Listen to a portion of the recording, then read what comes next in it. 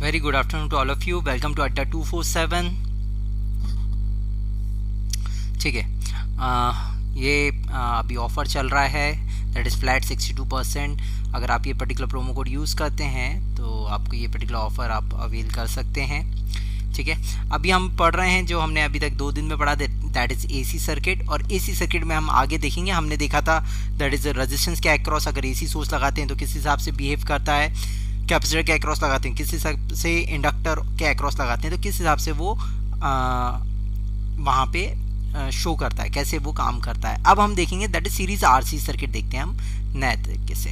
ठीक है, next topic हम देखते हैं that is series RC circuit. Series RC circuit का मतलब ये है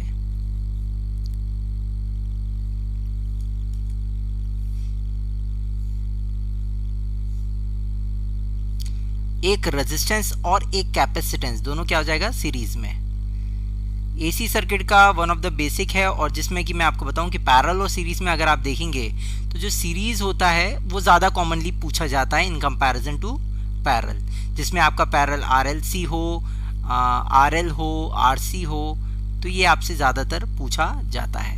ठीक है, तो ये चीज़ हमें आनी चाहिए। ठीक है, ठीक है, ये हो गया आपका आर और ये हो गया आपका C, तो ये हो गया कैपेसिटेंस C और ये हो गया आपका रेजिस्टेंस R। ठीक है, इसके अक्रॉस एक सोर्स लगा हुआ है जिसको हम क्या कहते हैं, AC सोर्स कहते हैं। AC source sinusoidal instantaneous voltage plus V, ये वोल्टेज V हो गया, ये हो गया आपका करंट I। अगर ये करंट I इस पर्टिकुलर रेजिस्टेंस से पास होगा तो डेफिनेटली यहाँ पे एक वोल्टेज ड्रॉप होगा जिसे हम कहेंगे VR। यहाँ पे भी एक वोल्टेज ड्रॉप होगा दैट इज VC। ये तो रेजिस्टेंस है तो VR इजिकल टू IR बोल सकते हैं आप, VR equal to I into R। और अगर हम बात करें इसके कैपेसिटेंस के अक्रॉस जो रिएक्टेंस होता है उसे हम कहते हैं -jXC, तो हम बोल सकते हैं that is equal to V equal to I into -jXC। ठीक है, XC इक्वल टू क्या होता है, that is equal to omega C, और XC इज इक्वल टू होता है 2πfC। ठीक है, तो ये one of the basic series में सबसे इंपॉर्टेंट होता है, हम देखें। ठीक है, अब हम बात करते हैं इसके फेजर डायग्राम की, जो कि सबसे इंपॉर्टेंट, क्योंकि फेजर डायग्राम से हमें सारी चीज़ें समझ में आती है। अगर हम मान लेते हैं यहाँ पे कभी भी आप फेजर डायग्राम ड्रॉ करें तो हमें पता है कि फेजर डायग्राम में कोई एक पर्टिकुलर वैल्यू को हमें रेफरेंस लेना पड़ता है, चाहे वो वोल्टेज हो चाहे वो करंट हो। अगर हम बात करें इस पर्टिकुलर फेजर डायग्राम में अगर हम ले लेते हैं करंट को रेफरेंस, तो ये हो गया आपका करंट रेफरेंस। ठीक है, ये अब देखिए अगर हम करंट रेफरेंस लेते हैं और अगर हम बात करते हैं वोल्टेज VR की, तो देखिए VR इक्वल टू क्या है, I इंटू R। जब भी रेजिस्टेंस के अक्रॉस वोल्टेज और करंट की बात करते हैं तो दोनों सेम फेज में होते हैं, ये पहले भी हम देख चुके हैं। मतलब VR की अगर हम बात करें तो बेसिकली उसी फेज में होगा जिस फेज में करंट है, तो इस फेज में अगर करंट है तो वोल्टेज भी आपका इसी पर्टिकुलर फेज में होगा, कुछ इस तरीके से। जब हमने रेजिस्टेंस देखा था तो आपको याद होगा हमने देखा था, तो इसकी वैल्यू हो जाती है that is equal to VR, तो वो सेम फेज में होता है। अब अगर हम बात करें VC की, तो देखो VC यहाँ हमें देख के भी समझ में आ रहा है -jIXC, मतलब जो VC होता है अगर हम बात करें VC की तो दैट इज -jXC, मतलब ये लैग करता है। मतलब हमेशा जब भी कैपेसिटर होता है तो उसमें जो करंट है वो वोल्टेज को लीड करता है बाय 90 डिग्री, या फिर हम बोल सकते हैं अगर करंट यहाँ पे है तो आपका जो वोल्टेज है वो क्या करेगा, लैग करेगा बाय 90। देखिए करंट लीड कर रहा है, वोल्टेज लैग कर रहा है बाय 90 डिग्री, इसको हम कह देंगे दैट इज VC। अब हमें यहाँ पे देख के समझ में आ रहा है कि जो टोटल वोल्टेज है, टोटल वोल्टेज इक्वल टू क्या है, that is VR plus VC। अगर दोनों का सम कर देंगे तो V आ जाएगा। दैट मीन्स अगर हम टोटल वोल्टेज की बात करें तो वो हो जाएगा दैट इज इक्वल टू, देखिए दोनों का रिजल्टेंट यहाँ पे आ गया, ये हो गया VR plus VC equal to total voltage होगा, इसे हम कहेंगे दैट इज V।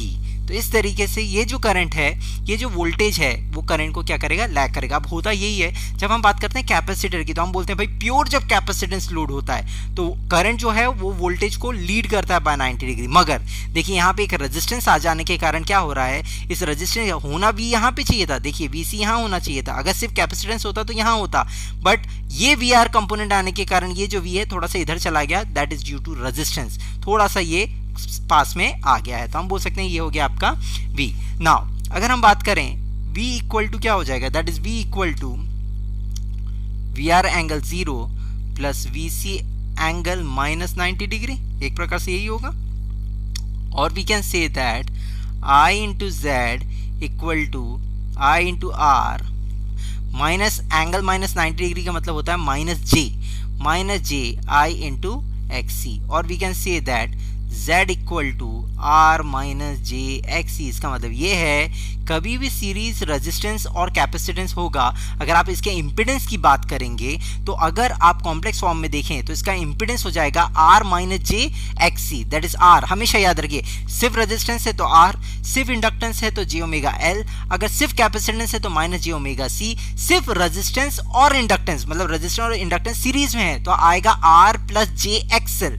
बट अगर रेजिस्टेंस और कैपेसिटेंस होगा तो वो हो जाएगा that is R minus j XC। अगर इसे हम कॉम्प्लेक्स फॉर्म में लिख रहे हैं एंगल और मैग्नीट्यूड में तो ये हो जाएगा Z एंगल थीटा, जहां पे Z की वैल्यू क्या हो जाएगी, that is equal to root R square plus XC square. अगर हम कॉम्प्लेक्स फॉर्म में इसकी मैग्नीट्यूड निकाल लें और अगर हम थीटा निकाल लें तो ये हो जाएगा that is equal to tan inverse minus XC upon R। ये याद रखिएगा, ये सिर्फ XC नहीं होता है, ये होता है माइनस XC अपॉन R। तो कभी भी आपको थीटा निकालना तो इस तरीके से आप इसकी वैल्यू निकाल सकते हैं। अब हम बात करते हैं, अगर हम देखें तो अब हम बात करते हैं ट्राइंगल की, जिसको हम कहते हैं इम्पीडेंस ट्राइंगल, या फिर हम बोलते हैं वोल्टेज ट्राइंगल, या फिर हम बोल सकते हैं दैट इज पावर ट्राइंगल। तीनों की हम बात करेंगे यहाँ पे, ठीक है। फटाफट हम ये डायग्राम बना लेते हैं। ये हो गया फर्स्ट वन, ये हो गया आपका सेकंड वन, ये हो गया आपका थर्ड वन, ठीक है। अब इसमें हम बता देते हैं क्या क्या चीज़ें। पहला हमारा है दैट इज ये है VR, ये है आपका VC और ये है आपका V, ये है एंगल आपका थीटा। तो हम बोल सकते हैं जब भी आपसे बोला जाए कि टोटल मैग्नीट्यूड क्या होगा तो हम बोल सकते हैं V is equal to root VR square plus VC square, ठीक है। इसे हम क्या कहेंगे, वोल्टेज ट्राइंगल। ये क्या है, वोल्टेज ट्राइंगल, ठीक है। तो इसमें ये हो गया थीटा। अगर आपको V मैग्नीट्यूड निकालना है तो root VR square plus VC square. वहीं अगर हम बात करें थीटा की, इस एंगल की थीटा की, तो हम बोलेंगे थीटा इज इक्वल टू हो जाएगा that is equal to tan inverse minus VC upon VR। ये याद रखिए माइनस, क्योंकि हमारा जो आया था बेसिकली वो आया था V is equal to VR plus VC, but angle wise देखेंगे माइनस 90 डिग्री के कारण यहाँ पे माइनस VC आ जाएगा, ठीक है। अब हम बात करें दूसरे की, ये है आपका इम्पीडेंस ट्राइंगल, इसे हम कहते हैं इम्पीडेंस ट्राइंगल। तो ये है आपका दैट इज R, ये है आपका माइनस जे XC और ये है आपका Z। तो हम बोल सकते हैं अगर Z के मैग्नीट्यूड की बात करें, ये हो गया आपका थीटा एंगल।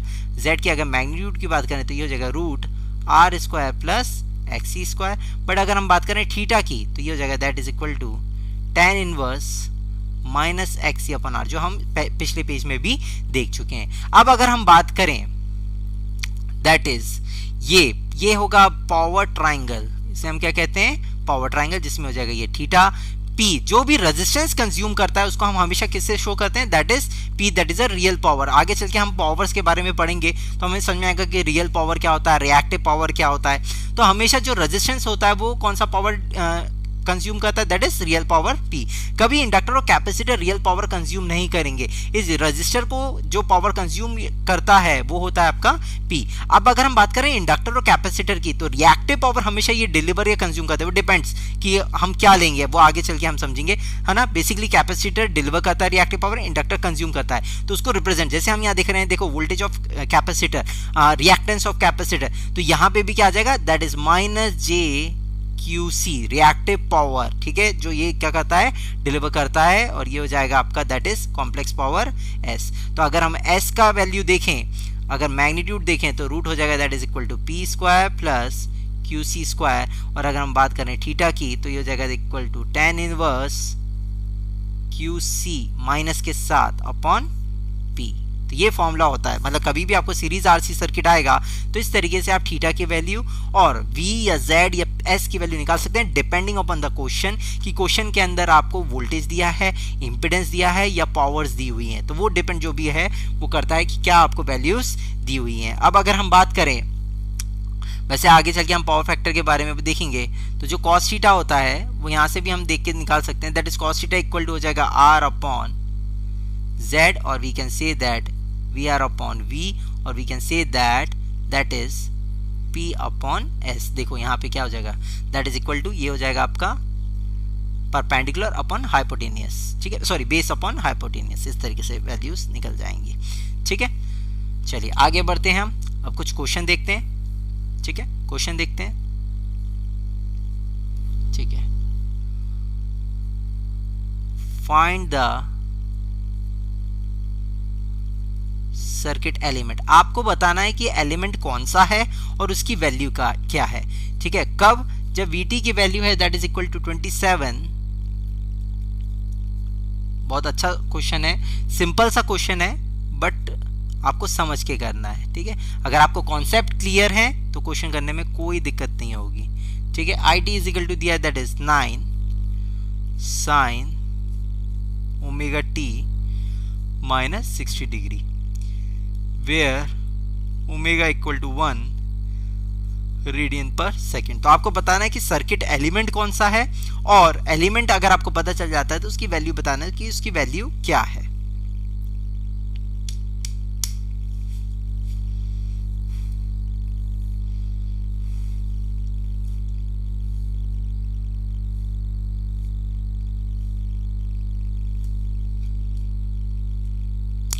अच्छा, सत्य साहिब जी पूछ रहे हैं, हेलो सर क्या इलेक्ट्रिकल का पूरा सिलेबस मिलेगा?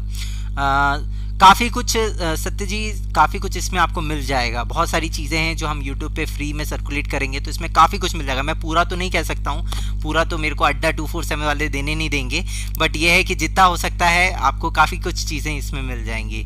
ठीक है, ठीक है, ओके, जल्दी से निकालिए, मैं फिर ट्राई करता हूँ अगर कुछ लोग निकाल सकते हैं इसका आंसर, अदरवाइज मैं इसको बताता हूँ कैसे सॉल्व करना है।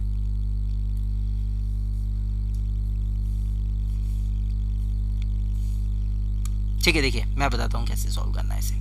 देखिए क्वेश्चन में दिया हुआ है एक वोल्टेज है, सर्किट एलिमेंट बताना, उसके अक्रॉस वोल्टेज और करंट बताया हमें, जिसमें value 27 sign omega T plus 30 degree और आई टी की वैल्यू है 9 sine omega t minus 60 degree. ठीक है, वो ये बोल रहे हैं कि उस एलिमेंट के अक्रॉस वोल्टेज ये है और करंट ये है। तो आपको बताना है कि सर्किट एलिमेंट क्या है। तो सबसे पहले देखिए, कभी भी आप क्वेश्चन देखें तो उसमें आप फेजर डायग्राम जरूर बनाएं, कि उसका फेजर डायग्राम जब भी इस टाइप का क्वेश्चन आए तो फेजर डायग्राम। तो ये तो हो गया आपका रेफरेंस, एक आपको रेफरेंस लेना ही पड़ता है। ठीक है, ये आ गया रेफरेंस। अब देखो, अगर ये रेफरेंस है तो हमें ये देख के समझ में आ रहा है, देखिए Vt क्या दिया है, sign omega T plus 30 degree. Plus 30 degree का मतलब रेफरेंस से 30 डिग्री क्या कर रहा है, ये लीड कर रहा है। इसका मतलब ये है कि रेफरेंस से जो वोल्टेज है वो 30 डिग्री लीड कर रहा है। तो हम बोल सकते हैं कि ये हो गया रेफरेंस से 30 डिग्री लीड कर रहा है, मतलब ये हो गया आपका 30 डिग्री। तो हमें ये तो समझ में आ गया कि जो वोल्टेज है वो रेफरेंस से 30 डिग्री क्या कर रहा है, लीड कर रहा है। अब अगर हम बात करें आईटी की, ठीक है, सुपरस्टार बॉयज बोल रहे हैं समझ में नहीं आ रहा है हिंदी में, और कितना हिंदी में यार, हिंदी में ही तो बोल रहा हूँ। ठीक है, अब देखिए आईटी की, देखिए आईटी नाम तो सुपरस्टार बॉय है, हिंदी में पूछना चाह रहे हैं। ठीक है, I T is equal to 9 sine omega t minus 60 degree बोल रहे हैं। तो इसका मतलब ये है कि करंट जो है वो रेफरेंस से 60 डिग्री लैग कर रहा है। इसका मतलब अगर ये रेफरेंस है तो जो आईटी है, आईटी की वैल्यू देखो, आईटी की वैल्यू रेफरेंस से कितनी डिग्री लैग कर रहा है, 60 डिग्री। इसका मतलब ये है अगर हम टोटल वोल्टेज की टोटल देखें, वोल्टेज और करंट में फेज डिफरेंस, तो वो कितना है, 90 डिग्री।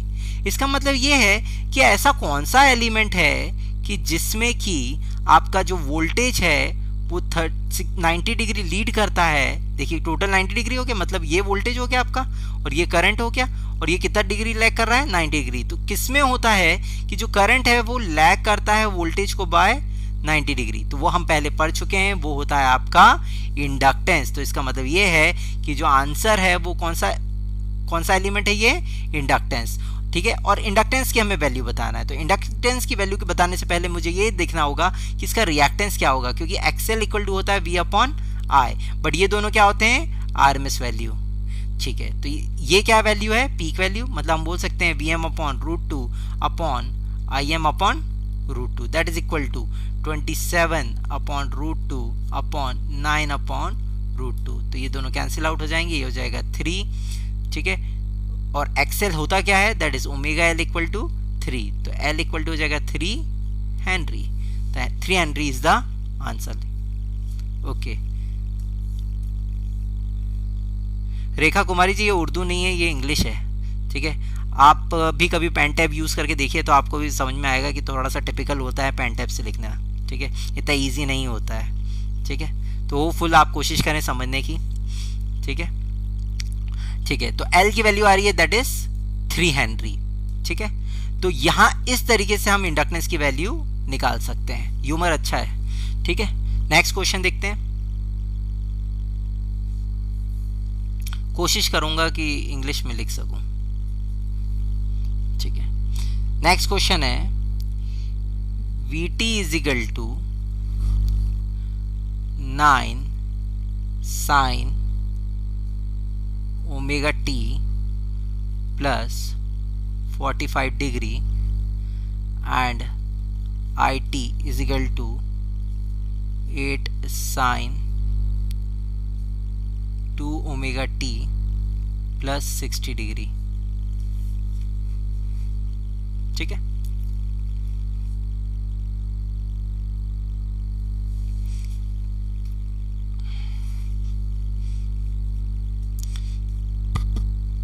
मानता हूँ राइटिंग बहुत अच्छी नहीं है, हाँ, बट ये है कि समझने लायक है, क्योंकि इसी राइटिंग के बलबूते पे मैंने इंजीनियरिंग सर्विसेज, यूपीएससी की इंजीनियरिंग सर्विसेज का कन्वेंशनल भी निकाला है और एसएससी में ईयर 3 भी लेकर आया था, तो कन्वेंशनल लिख के ही आया था। तो होपफुली यूपीएससी एसएससी वालों को समझ में आ गई, तो आपको भी थोड़ी बहुत तो समझ में आ ही जाएगी, ठीक है, ठीक है। अब इसमें हमें निकालना है, इसमें भी हमें निकालना है फाइंड द सर्किट एलिमेंट, ठीक है। अगर हम बात करें इसमें सर्किट एलिमेंट, अब देखो इस क्वेश्चन और इस क्वेश्चन में क्या अंतर है। इस क्वेश्चन में देखो फ्रीक्वेंसी क्या थी, ओमेगा, और यहाँ पे भी क्या थी, ओमेगा। यहाँ पे एक जगह आ रही है ओमेगा टी और दूसरी जगह आ रही है 2 ओमेगा टी। तो 2 ओमेगा टी और ओमेगा टी आ रहा है, इसका मतलब ये है कि दोनों डिफरेंट फ्रीक्वेंसी है। अगर आपको डिफरेंट फ्रीक्वेंसी मिलेगी तो आप ये क्वेश्चन सॉल्व नहीं कर सकते हैं, ये नहीं बता सकते हैं कि सर्किट एलिमेंट कौन सा है। तो इसमें जो अगर ऑप्शन आता है कि not able to find out the circuit element, तो उसका आंसर ये सही रहेगा, ठीक है। तो यहाँ पे आप ये फाइंड आउट नहीं कर सकते हैं क्योंकि डिफरेंट फ्रीक्वेंसी कंपोनेंट है। क्लियर है। नेक्स्ट क्वेश्चन करते हैं।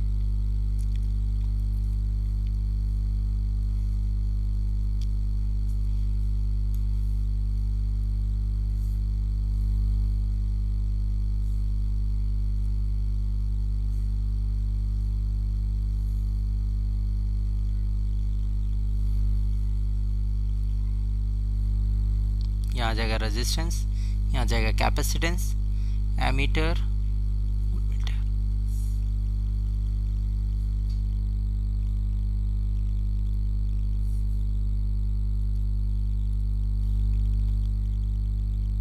ये आ गया एमीटर, ये हो गया वोल्टेज सोर्स, tan√2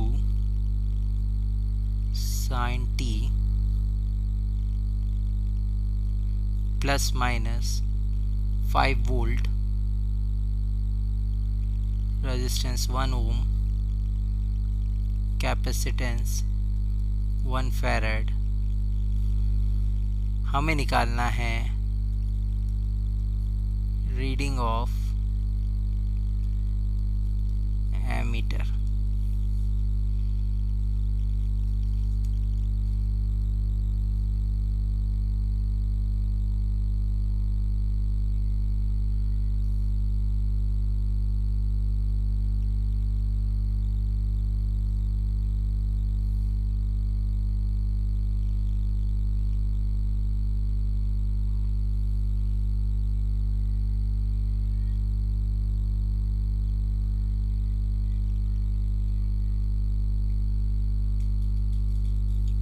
इसमें हमें बताना है रीडिंग ऑफ एमीटर, ठीक है। ये है आपका, एक प्रकार से हम देख रहे हैं ये कौन सी वैल्यू है, ये है आपकी डीसी और ये है आपका एसी।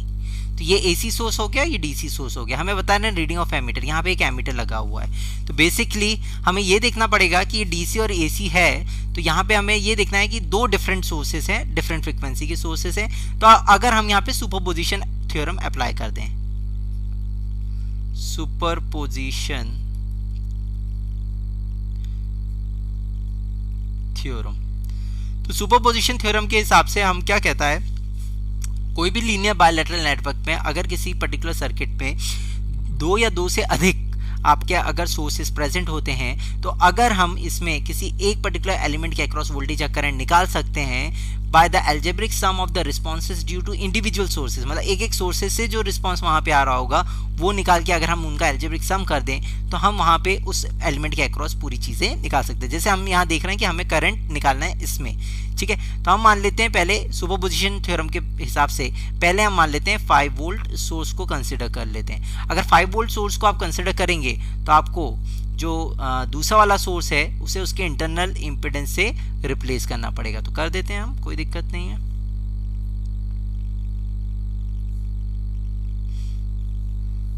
ठीक है, ये तो हो गया शॉर्ट सर्किट, और इसको कर दो, यहाँ पे इसको हमने कंसिडर कर लिया, रेजिस्टेंस हो गया, कैपेसिटेंस हो गया, ठीक है। अब हम बात करते हैं ये आ गया आपका वोल्टेज, ये आ गया प्लस माइनस 5 वोल्ट, ये हो जाएगा शॉर्ट सर्किट की तरह, क्योंकि अगर आप इसको कंसिडर कर रहे हैं तो ये वाला क्या हो जाएगा शॉर्ट सर्किट की तरह, वोल्टेज सोर्स को हमें शॉर्ट सर्किट की तरह रिप्लेस करते हैं। दूसरी बात ये है आपका डीसी, और डीसी है मतलब इसकी जो ओमेगा की वैल्यू क्या है 0, that means XC is equal to 1 upon omega C equal to 1 upon 0, मतलब ये बिहेव करेगा कैसे, ओपन सर्किट की तरह। तो अगर हम इसमें करंट देखें I1, तो I1 करंट कितना आ जाएगा, I1 इक्वल टू हो जाएगा 0, मतलब due to DC voltage 5 volt के कारण यहाँ पे कोई भी करंट फ्लो नहीं हो रहा है, यहाँ पे कोई भी करंट आपका इस पर्टिकुलर डीसी वोल्टेज सोर्स के कारण कोई भी करंट फ्लो नहीं हो रहा है, ठीक है। अब हम बात करते हैं सेकेंड वाला सोर्स, हम कंसिडर करते हैं सेकेंड सोर्स कंसिडर करते हैं, दैट इज एसी सोर्स। अब अगर हम एसी सोर्स कंसिडर करते हैं तो दोनों आ जाएंगे, रेजिस्टेंस भी और कैपेसिटेंस भी।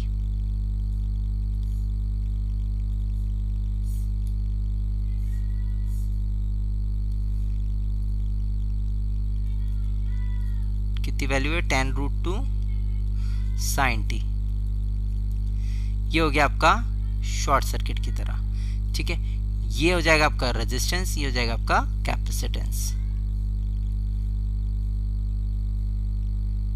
ये हो जाएगा रेजिस्टेंस और ये हो जाएगा आपका कैपेसिटेंस। कैपेसिटेंस की वैल्यू कितनी है 1 फैरेड, और ये है आपका 1 ओमेगा से इतना ही है, ठीक है। अब अगर हम बात करें I2 करंट की, I1 तो 0 आ गया, I2 इक्वल टू हो जाएगा V upon total impedance Z, that is equal to total voltage कितना है, दैट इज 10√2 डिवाइड बाय √2। अगर हम बात करें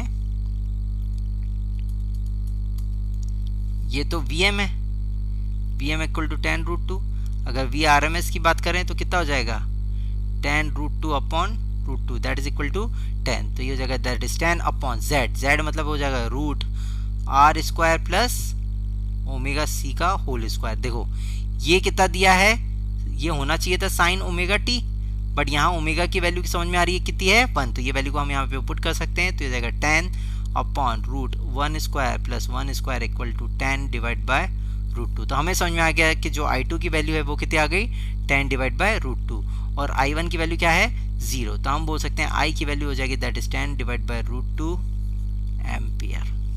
क्लियर? आगे बढ़ते हैं, ठीक है। एक ऐसा ही एक और क्वेश्चन लेते हैं हम, उससे देखिए उसमें एक चेंज आएगा, कैपेसिटर की जगह हम कर देंगे उसमें इंडक्टर, तो देखते हैं उसमें क्वेश्चन कैसे सॉल्व होगा, उसमें एक चेंज भी आएगा।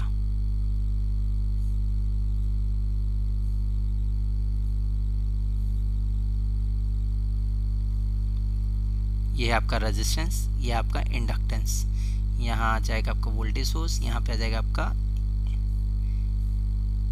डीसी सोर्स, यहाँ आ जाएगा एसी सोर्स। ये आ गया आपका एमीटर, ये हो गया आपका रेजिस्टेंस, ये है आपका इंडक्टेंस, L की वैल्यू 1 हेनरी, रेजिस्टेंस की वैल्यू 1 ओम, ये आपका वोल्टेज सोर्स 5 वोल्ट ही ले लेते हैं, इसकी वैल्यू भी सेम ले लेते हैं, that is equal to 10√2 sin t। ठीक है, हमें निकालना है रीडिंग ऑफ एमीटर।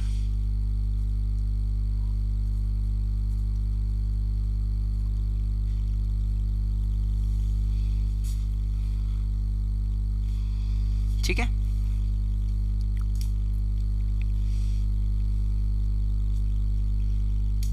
ठीक है, अब देखिए इसमें रीडिंग ऑफ एमीटर निकालने, सेम हम यहाँ पे भी क्या कंसीडर करेंगे, सुपरपोजिशन थ्योरम देखेंगे।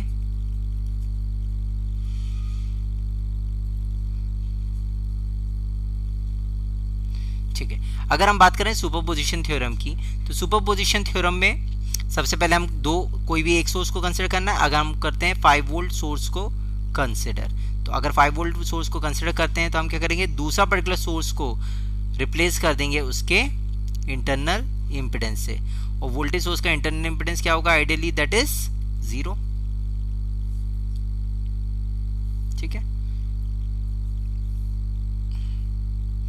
यह आ गया रेजिस्टेंस, यह आ गया आपका इंडक्टेंस, सॉरी रेजिस्टेंस और इंडक्टेंस, और यह आ गया आपका सोर्स, ये जगह प्लस माइनस 5 वोल्ट, ये हो गया आपका शॉर्ट सर्किट, ये हो गया आपका रेजिस्टेंस 1 ओम। नाउ इंडक्टर देखो, एक्सएल की वैल्यू क्या होती है, ओमेगा एल, और डीसी के लिए ओमेगा की वैल्यू कितनी होती है, 0, तो एक्सएल की वैल्यू क्या हो जाएगी, 0। इसका मतलब it act as short circuit, और हमेशा इंडक्टर जो होता है वो कैसा बिहेव करता है, शॉर्ट सर्किट की तरह बिहेव करता है। अब अगर हम बात करें करंट I1 की, मतलब डीसी सोर्स के लिए जो करंट फ्लो हो रहा है उसके लिए, तो देखिए 5 वोल्ट है, 1 ओम, शॉर्ट सर्किट, तो I1 इक्वल टू हम बोल सकते हैं that is 5/1 that is equal to 5 ampere. Clear, तो ये आ गया that is due to the DC source. ठीक है, अब हम बात करते हैं सेकेंड एसी सोर्स। ठीक है, अब हम कंसिडर कर लेंगे एसी सोर्स को, और डीसी सोर्स को किससे रिप्लेस कर देंगे, शॉर्ट सर्किट से। ठीक है, क्योंकि वो एक वोल्टेज सोर्स है, अगर वहां पे करंट सोर्स होता तो हम क्या कहते हैं, उसे ओपन सर्किट की तरह बिहेव कराते उसे। ठीक है, ये हो गया आपका रेजिस्टेंस, ये हो गया आपका इंडक्टेंस, ये तो हो गया शॉर्ट सर्किट, और ये हो गया आपका सोर्स। इस तरीके से ये आपका रेजिस्टेंस दैट इज 1 ओम, ये आपका इंडक्टेंस दैट इज 1 हेनरी, ये हो गया 10√2 sin t।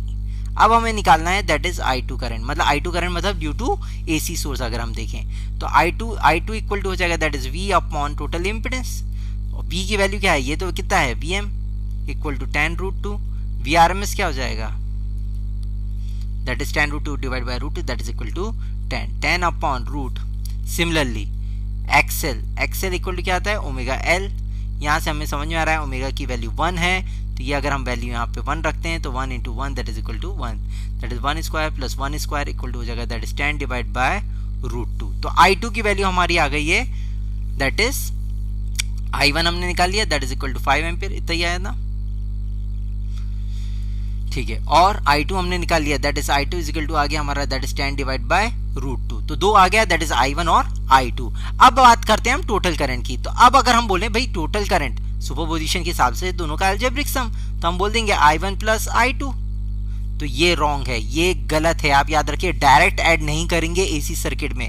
क्यों ऐड नहीं करेंगे, उसका रीजन ये है कि ये जो दोनों सोर्सेस हैं, देखिए ये सोर्स और ये सोर्स, इसकी फ्रीक्वेंसी कितनी है, ओमेगा इक्वल टू 0, और इसकी फ्रीक्वेंसी कितनी है, omega equal to 1 radian per second. तो डिफरेंट फ्रीक्वेंसी कंपोनेंट को कभी भी आप डायरेक्टली ऐड नहीं करेंगे। अगर हम बात करें इसकी आरएमएस वैल्यू की, टोटल आरएमएस वैल्यू की, तो उसके लिए फॉर्मूला होता है root IDC square plus I1 RMS square plus I2 RMS square. इस तरीके से ऐड करते हैं तो ये हो जाएगा that is 5 square plus 10 divide by √2 का whole square and so on. तो यहाँ से हम RIRMS निकाल सकते हैं। देखते हैं कितनी वैल्यू आ रही है।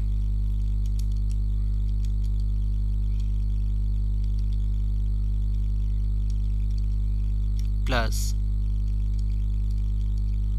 8.66 एम्पियर।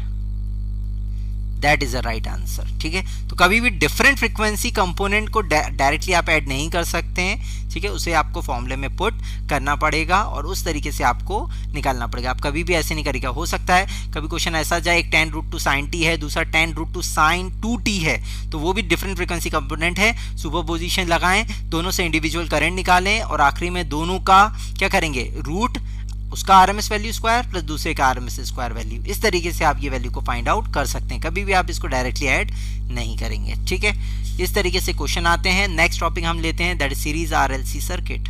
वेरी इंपॉर्टेंट, कई बार क्वेश्चन आ जाता है इससे। सीरीज आरएलसी सर्किट,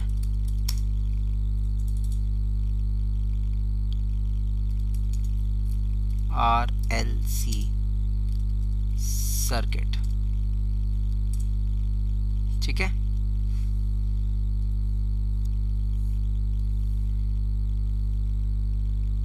ठीक है, सीरीज आरएलसी सर्किट, इसका मतलब यह है कि सीरीज आरएलसी सर्किट में हमारा रेजिस्टेंस, इंडक्टेंस और कैपेसिटेंस तीनों कहाँ लगे होंगे, सीरीज में लगे होंगे। तो वो हम चीज को पुट कर देते हैं, यहां आ जाएगा रेजिस्टेंस, इंडक्टेंस एंड कैपेसिटेंस। और ये किसके अक्रॉस लगा होगा, एक वोल्टेज सोर्स के अक्रॉस लगा होगा। ठीक है, तो ये हो गया आपका वोल्टेज सोर्स प्लस V, ये हो गया आपका करंट दैट इज I, ये हो गया आपका रेजिस्टेंस, ये हो गया आपका इंडक्टेंस और ये हो गया आपका कैपेसिटेंस। ठीक है, that is resistance, inductance and capacitance. अगर हम बात करें इनके अक्रॉस वोल्टेज की, तो डेफिनेटली अगर करंट फ्लो होगा तो इसके अक्रॉस वोल्टेज ड्रॉप होगा, इसके अक्रॉस भी वोल्टेज ड्रॉप होगा और इसके अक्रॉस भी वोल्टेज ड्रॉप होगा। इसके अक्रॉस जो वोल्टेज ड्रॉप होगा उसकी वैल्यू हो जाएगी that is equal to VR, ये हो जाएगी दैट इज VL और ये क्या हो जाएगी that is VC। VR, VL और VC, तो इसके अक्रॉस ये वोल्टेज ड्रॉप्स हो रहे हैं। अब अगर हम बात करते हैं फेजर डायग्राम की, आपको पता है कि फेजर डायग्राम में हम हमेशा क्या करते हैं, एक रेफरेंस लेते हैं। यहाँ पे हम रेफरेंस ले लेते हैं दैट इज करंट को, करंट को हम रेफरेंस ले लेते हैं। अगर हम ये करंट को रेफरेंस लेते हैं, ठीक है, ठीक है, अब अगर हमने करंट को रेफरेंस लिया है, अब बात आती है VR, VL और VC की। हमें पता है कि VR रेजिस्टेंस के अक्रॉस जो वोल्टेज होता है वो और करंट दोनों सेम फेज में होते हैं। अगर दोनों सेम फेज में है तो इसका मतलब ये है कि VR भी उसी फेज में होगा जिस फेज में करंट है। तो ये हो गया आपका that is VR। Now VL जो होता है वो क्या करता है, करंट को लीड करता है, या फिर हम बोल सकते हैं करंट को वोल्टेज लैग करता है बाय 90 डिग्री। तो इसका मतलब ये है कि जो VL है वो यहां कहीं आ जाएगा, इसको हमने नाम दे दिया दैट इज VL। ठीक है, ये हो गया VL। हमें पता भी है कि करंट को हमेशा VL क्या करता है, लीड करता है। और अगर हम बात करें कैपेसिटेंस की, तो कैपेसिटेंस का जो वोल्टेज होता है वो हमेशा करंट को क्या करता है, लैग करता है, या फिर हम बोल सकते हैं करंट हमेशा वोल्टेज को क्या करता है, लीड करता है। ठीक है, बाय 90 डिग्री। इसका मतलब जो VC है वो यहां कहीं आ जाएगा,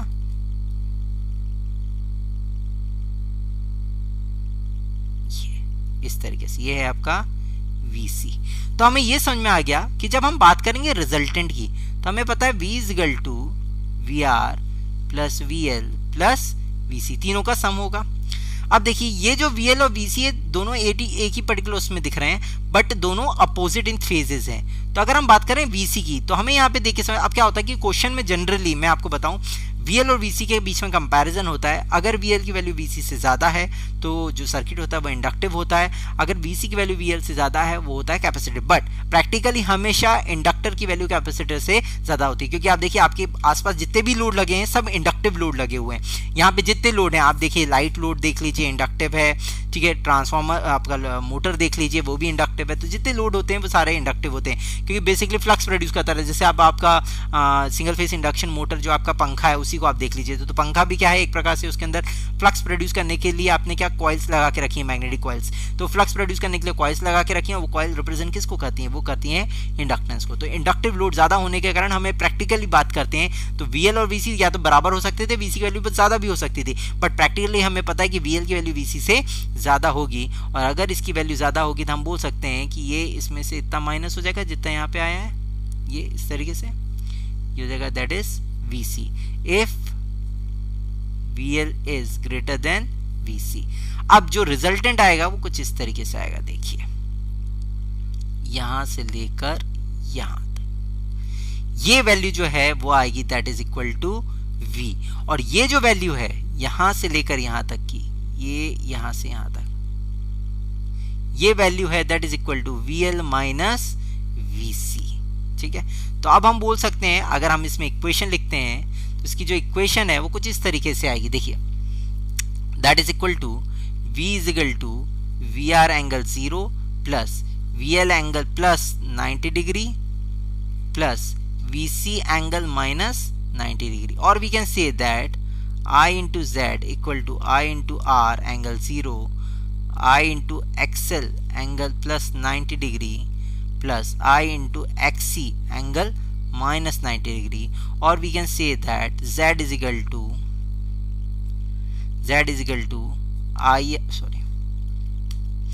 R plus JXL minus JXC, और we can say that impedance equal to R plus JXL minus XC। कई बार आपने फॉर्मूला देखा होगा कि भाई इम्पिडेंस इक्वल टू होता है R plus JXL minus XC, मगर हमें अभी तक पता ही नहीं था कि ये फॉर्मूला कैसे आता है, तो वो इस तरीके से आता है।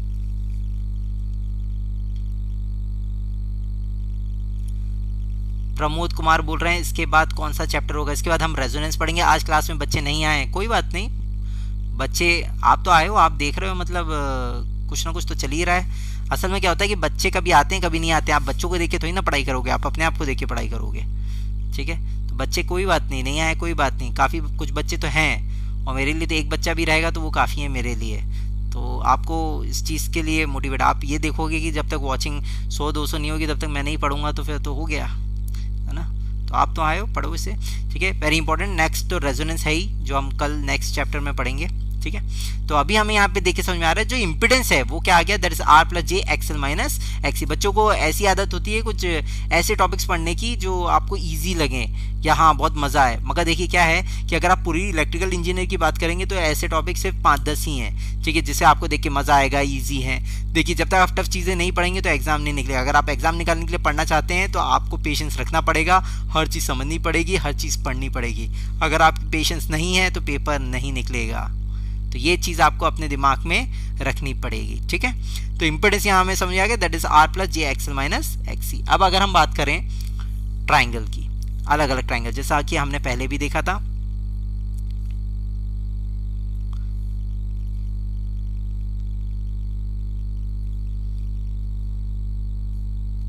अलग अलग हम ट्राइंगल बनाते हैं, वोल्टेज ट्राइंगल, इम्पिडेंस ट्राइंगल और पावर ट्राइंगल, वो यहाँ पे भी हम बनाएंगे। ठीक है, ठीक है, तो पहले हम बात करें दैट इज वोल्टेज ट्राइंगल की। तो वोल्टेज ट्राइंगल में बात करें तो ये कौन सा VR हो जाएगा, ये हो जाएगा that is VL minus VC, और ये हो जाएगा आपका V। तो अगर हम बात करें V मैग्नीट्यूड की तो इसकी वैल्यू हो जाएगी that is root VR square plus VL minus VC का होल स्क्वायर। ठीक है, तो यहाँ में देख के समझ में आता है कि कभी भी अगर इस टाइप से क्वेश्चन आता है कि सीरीज में रजिस्टर, इंडक्टर, कैपेसिटर, और ये क्वेश्चन में आपको पता है SSC JEE में कई बार पूछा जा चुका है कि रजिस्टर के अक्रॉस वोल्टेज दिया है, इंडक्टर, कैपेसिटर के, फिर वो बोल रहे हैं टोटल वोल्टेज आप निकालिए। तो नॉर्मली टोटल वोल्टेज में क्या करेंगे बच्चे, क्या करते हैं KVL लगा देते हैं कि भाई तीनों वोल्टेज को ऐड करो और आंसर निकाल दो, मगर ऐसा नहीं होता है। जब भी सीरीज RLC सर्किट होता है तो अगर आपको मैग्नीट्यूड निकालना है तो V equal to root VR square plus VL minus VC का होल स्क्वायर होता है। अगर हम बात करें थीटा की तो थीटा इक्वल टू हो जाता है that is equal to tan inverse VL minus VC upon VR। अब अगर हम बात करें इम्पिडेंस ट्राइंगल, मतलब ये हो गया थीटा, ये हो जाएगा that is XL minus XC, और ये हो जाएगा आपका Z, ये हो जाएगा आपका थीटा। ठीक है, इसको हम कहते हैं इम्पिडेंस ट्राइंगल। अगर हम बात करें इम्पिडेंस के मैग्नीट्यूड की तो वो होता है root R square plus XL minus XC का whole square. Theta is equal to tan inverse XL minus XC upon R। अगर हम बात करें पावर ट्राइंगल तो ये है दैट इज P, ये हो जाएगा आपका QL माइनस QC, और ये हो जाएगा आपका S। तो अगर हम बात करें S की तो S, अगर कॉम्प्लेक्स पावर के S की बात करें तो उसकी जो राहुल पूछ रहे हैं, सॉरी रूहुल पूछ रहे हैं, रूहुल अमीन, आप डेली इस टाइम पे लाइव है? बिल्कुल, मैं इसी टाइम पे आपको जो एसएससी अड्डा का ये चैनल चल रहा है इसमें 2 PM पे मैं डेली इसी टाइम पे रहता हूँ यहाँ पे, ठीक है। ये हो जाएगा root P square plus Q L minus Q C whole square. मैं आपको बताऊं कई बच्चे होते हैं जिनका नेटवर्क वीक होता है, ठीक है, और वो सारा सब्जेक्ट पढ़ना चाहते हैं और सारे सब्जेक्ट करके वो पेपर निकालना चाहते हैं, मगर बेसिक इतना वीक होता है। मैं आपको बताऊं कि वीक क्यों होता है, वो इसी कारण कि वो सोचते हैं यार कोई ऐसी चीज़ मिल जाए मुझे, हाँ 20 गल टू आई यार, हाँ ठीक है, जल्दी जल्दी जो चीज़ें हो जाए जल्दी समझ लूँ और मैं जल्दी पेपर निकाल लूँ। भले ही उनका कुछ चीज़ें क्लियर हैं या नहीं है, बेसिक स्ट्रॉन्ग नहीं है, बस वो चाहते हैं कि भाई आएँ सामने दिखें, 2-4 फॉर्मूले हैं, फॉर्मूले याद करें, उसे क्वेश्चन करें, बट बेसिक बहुत वीक होता है। और अगर आपका बेसिक वीक है तो आप पेपर कभी नहीं निकल पाएंगे, कितनी मेहनत क्यों ना कर ले। अगर आपका बेसिक स्ट्रांग होगा, आप रेगुलरली पढ़ेंगे, प्रोसीजर वाइज पढ़ेंगे, तो आपका हो ही नहीं सकता कि पेपर ना निकले। पेपर नहीं निकलने का सबसे बड़ा रीज़न यही है, बच्चा कुछ भी पढ़ता है और कोई भी चीज़ पे मेहनत करने लग जाता है कि हाँ वो हमने मशीन पढ़ लिया, मशीन में डीसी मशीन जबरदस्ती उसे हम रट रहे हैं, चीज़ें हमें समझ में आ रही है, उसके पहले हमें पता ही नहीं कि मशीन चलती कैसे है, उसके पीछे नेटवर्क एनालिसिस हमने कभी एसी सोर्स पढ़ा ही नहीं है और हम वो चीज़ निकालने की कोशिश करने लग जाते हैं। तो ये बहुत इंपॉर्टेंट है कि आपका बेसिक स्ट्रॉन्ग हो। बेसिक मैं आपको बताऊँ, नेटवर्क स्ट्रॉन्ग। अब मैं जैसे एसी सर्किट पढ़ा रहा हूँ, एसी सर्किट बड़ा है, नॉर्मली करने को एक पीपीटी में मैं 4 दिन करके इसको ख़त्म कर सकता हूँ, ठीक है, मगर वो आपके लिए फ्रूटफुल नहीं है जब तक आप ये चीज़ों को नहीं समझेंगे कि कैसे इसका मैग्नीट्यूड निकाला जाता है। एक एक चीज़ को हमने सीरीज़ आरएल पढ़ा, हमने सीरीज़ आरसी पढ़ा, हमने सीरीज़ आरएलसी पढ़ा, इंडिविजुअल एक एक चीज़ को देखा कि उसमें अगर इस टाइप का क्वेश्चन आएगा तो उसका मैग्नीट्यूड और एंगल आप कैसे निकालेंगे, और तीनों का कि अगर वोल्टेज दिया हो तो कैसे निकालेंगे, इंपेडेंस दिया हो तो कैसे, और हर चीज़ मैंने डिराइव करी है। कोई ऐसी चीज़ नहीं है कि मैं डायरेक्ट आपको फॉर्मूला लिख रहा हूँ। तो ये बहुत इंपॉर्टेंट है और यही क्या होता है, ये बच्चों का स्ट्रांग होता नहीं है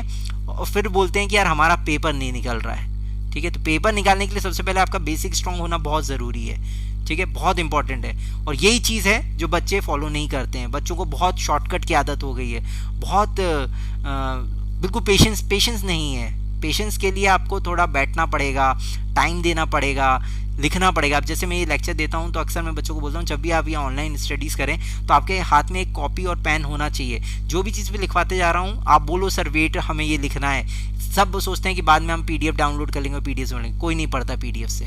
जो आपके हैंड रिटन नोट्स आपके खुद के होते हैं वही होते हैं नोट्स, वही चीज़ इंपॉर्टेंट होती है, वही आप लिखते हैं और वही आप समझते हैं कि वो चीज़ कैसे लिखी हुई है। तो ये चीज़ होना बहुत ज़रूरी है और टीचर को फॉलो करना बहुत ज़रूरी है, टीचर की बात समझना बहुत ज़रूरी है। अपना आप सोचेंगे कि यार मैं अपने हिसाब से चीज़ें कर लूँ तो कर तो लेंगे आप, मगर it will take time. Experience का फ़ायदा उठाना चाहिए आपको टीचर्स का, ठीक है। चलिए इस पर हम क्वेश्चन करते हैं। एक क्वेश्चन करते हैं, अच्छा क्वेश्चन है सीरीज आरएलसी सर्किट पे। देखिए एक रेजिस्टेंस है, एक इंडक्टेंस है और एक कैपेसिटेंस है, ठीक है। ये वोल्टेज हमें दिया हुआ है, ये वोल्टेज ये दिया है 3 वोल्ट, ये वोल्टेज है VL, ये वोल्टेज है आपका 8 वोल्ट, ठीक है। और ये जो वोल्टेज है वो है आपका 5 वोल्ट और ये वोल्टेज है आपका टोटल V वोल्ट। हमें V और VL दोनों फाइंड आउट करने हैं। अगर किसी ने RLC सर्किट पढ़ा है अच्छे से तो उसको ये चीज़ समझ में आएगी, और अगर किसी ने RLC अच्छे से नहीं समझा है तो वो इसमें KVL अप्लाई करता रहेगा। और अक्सर मैंने देखा है बच्चे KVL ही अप्लाई करते हैं, जो कि गलत है। एसी सर्किट में KVL ऐसे अप्लाई नहीं करना है। विद्यानंद कुमार जी बोल रहे हैं, वेरी गुड आफ्टरनून विद्या जी, विद्यानंद जी वेरी गुड आफ्टरनून, ठीक है। तो इसको हमें देखना है किस तरीके से करते हैं हम।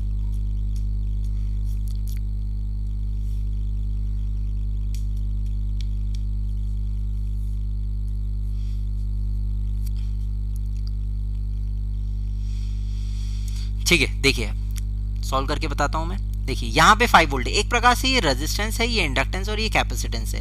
तो ये एक प्रकार से सीरीज आरएल सर्किट है और सीरीज आरएल सर्किट में ये वीआर है एक प्रकार से, ये वीएल है और ये वीआरएल है एक प्रकार से। तो हमें पता है कि जो वी होता है that is equal to root V square plus VL square, ठीक है। तो वी की वैल्यू कितनी आ गई, दैट इज 5 दिया है, 5 is equal to root 3 square plus VL square. तो यहाँ से हम VL की वैल्यू निकाल सकते हैं। VL की वैल्यू कितनी आ रही है, that is equal to 4 volt, ठीक है। ये 4 वोल्ट आ गया, दैट इज VL आ गया यहाँ से, तो ये हमें वैल्यू पता चल गई, दैट इज 4 वोल्ट। अब अगर हम बात करें टोटल V की, तो total voltage V equal to कितना होगा, RLC सर्किट अभी हमने निकाला, इसका मैग्नीट्यूड क्या होता है, VR square plus VL minus VC का whole square, that is equal to root VR की वैल्यू कितनी है, that is equal to 3 square plus VL minus VC, VL की वैल्यू हमने निकाली, दैट इज 4 माइनस 8 का होल स्क्वायर, V की value निकल जाएगी, कितना आ जाएगा, यहाँ से 5 वोल्ट ही आ रही है, 5 वोल्ट, बिल्कुल सही है।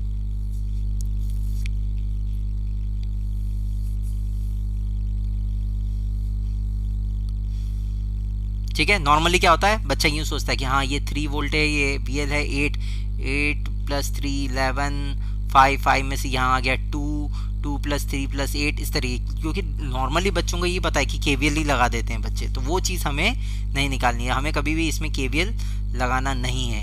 क्लियर है, एक और क्वेश्चन करते हैं जल्दी से और क्लास कंप्लीट करेंगे। लास्ट क्वेश्चन,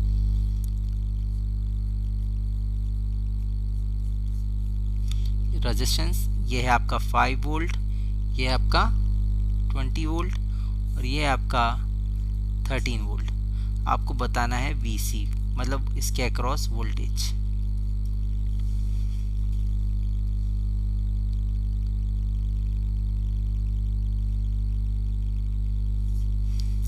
विद्यानंद जी इसके बारे में ना आप अड्डा 247 की मेन साइट पे जाइए, उसके स्टोर में जाइए, तो आपको सारी चीज़ें वहाँ से पता चल जाएंगी। इस लेक्चर के शुरुआत में मैं आपको प्रोमो कोड बताता हूँ, वो आप यूज़ कर सकते हैं, या फिर इस लेक्चर के आखिरी में जो प्रोमो कोड अभी जो लास्ट पेज रहेगा उसमें मैं बताऊँगा आपको प्रोमो कोड, उसे आप यूज़ करके आप देख सकते हैं, आपको जो भी है डिस्काउंट इसमें मिल जाएगा। अभी 62% डिस्काउंट चल रहा है, आप जो भी कोर्स लेना चाहते हैं। ठीक है, अब अगर हम बात करें यहाँ पे तो ये हो जाएगा, that is V equal to root VR square plus VL minus VC का होल स्क्वायर, वैल्यू पुट कर देते हैं, यहाँ आ रहा है 13 root VR square 5 square plus 20 minus VC का होल स्क्वायर, तो ये हो जाएगा that is equal to 20 minus VC का होल स्क्वायर इक्वल टू, ये स्क्वायरिंग इधर जाएगा 13 स्क्वायर दैट इज 169 कुछ होता है, 169 minus 25 that is equal to 144, तो ये हो जाएगा that is 20 minus VC equal to, ये स्क्वायर रूट हो जाएगा प्लस माइनस 12 हो जाएगा, VC इक्वल टू आ जाएगा 8 और 32 वोल्ट आंसर। इस तरीके से, क्योंकि देखिए यहाँ का जो स्क्वायर रूट होगा दैट इज प्लस माइनस 12 आता है, क्योंकि स्क्वायर रूट जब हम करते हैं दैट इज प्लस माइनस 12 रहेगा, क्योंकि हो सकता है कि ये जो 12 का प्लस 12 का स्क्वायरिंग था या माइनस 12 का स्क्वायरिंग था, हमें नहीं पता है, तो हमेशा ये क्या आता है प्लस माइनस 12, तो मतलब VC की वैल्यू 8 भी हो सकती है और 32 भी हो सकती है। ठीक है, तो इस तरीके से ये क्वेश्चन को सॉल्व किया जाता है। ठीक है, तो आज हमने देखा that is series RLC circuit. ठीक है, तो आज हम ये पर्टिकुलर AC सर्किट में सीरीज RC सर्किट देखा, उस पर क्वेश्चंस देखे, RLC सर्किट देखा, उस पर हमने क्वेश्चंस देखे। ठीक है, तो होपफुल कि आपको ये वीडियो पसंद आया होगा। ठीक है, तो प्लीज़ इसे लाइक और शेयर करिए। बाकी हम कल सेम 2 PM पे मिलेंगे और हम पढ़ेंगे रेजोनेंस के बारे में। ठीक है, थैंक यू सो मच, कल मिलते हैं, थैंक यू।